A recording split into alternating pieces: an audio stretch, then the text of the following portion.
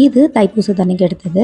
தைப்பூசங்கிறனால வீட்லலாம் வாசல்ல நல்லா கோலம் போட்டுட்டு கோயிலுக்கு போயிருந்தோம். பௌர்ணமி சேர்ந்து வரங்காட்டி நாங்க வந்து இங்க தஞ்சை கோயில்ல இருக்க தம்பிக்கலை மையன் கோயில்ல பௌர்ணமி பூஜை எப்பவுமே ரெகுலரா பண்ணிட்டு இருக்கோம். அங்க வந்து அன்னபூரணி சமேத நீலகண்டேஸ்வரர் சுவாமிக்கு அதுக்காக பால் மாலை சாமிக்கு ட்ரெஸ் எல்லாமே எடுத்துட்டு போயிருந்தோம். போன மாசம் பௌர்ணமியில வந்து நடராஜருக்கு ஆருத்ரா தரிசனம் சொல்லி அந்த பௌர்ணமி பூஜையோடைய அதுவும் சேர்ந்து நடந்தது.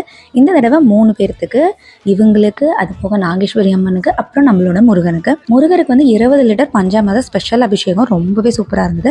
நாகேஸ்வரி அம்மன் 3 பேர்த்துக்குமே அபிஷேக பொருள் வஸ்திரம் எல்லாமே நாங்கள் வாங்கிட்டு போயிட்டோம். பூ மாலை இளநீ எல்லாமே.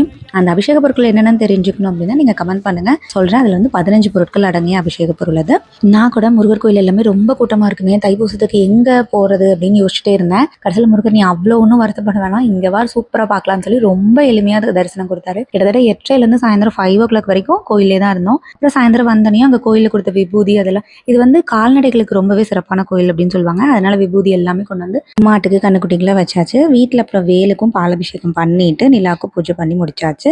தைப்பூசம் விரதம் இருந்த அத்தனை பேர்த்துக்கு என்னோட மனமார்ந்த வாழ்த்துக்கள். தேங்க்யூ.